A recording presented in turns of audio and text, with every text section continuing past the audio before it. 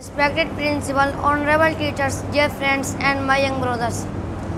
I stand before you today not merely as Bhimrao Ramji Ambedkar, the son of a humble Mahar family, but as a representative of every Indian who dared to dream of dignity, equality, and freedom. Today, as we celebrate our independence, let us remember that liberty is not simply the absence of foreign rulers. True freedom is when no child feels inferior because of his caste, creed, or circumstance. When I was a child, I was told I did not have the right to drink water from the public tank. I was made to sit apart in school. My dignity was crushed before I learned to spell the word justice. But I chose not to surrender. I chose to learn to educate myself and to challenge injustice.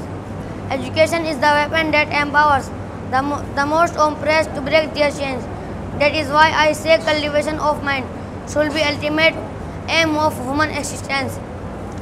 Dear friends, when our nation won independence, a mighty task stood before us: to build a society that would never again allow the shadow of untouchability, discrimination, or tyranny.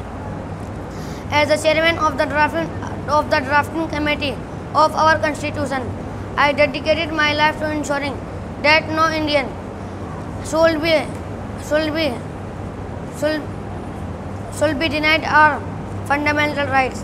The Constitution of India is not just a legal document; it is social contract, a solemn pledge that liberty, equality, and fraternity shall not be hollow promises but living principle. Let me remind you of the words I spoke on 26 November 1949.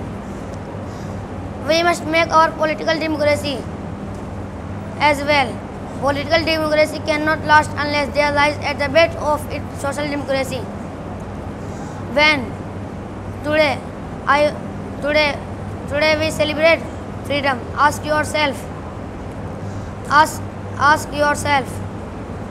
Today, when you celebrate our freedom, ask yourself: are we truly free if our sisters are denied education?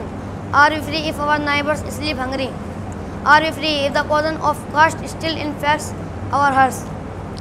True patriotism is not waving flags alone. True patriotism is not waving flags alone. It is standing up for the weakest among us. It is embracing the diversity of India with pride, not prejudice. It is practicing constitutional of every day.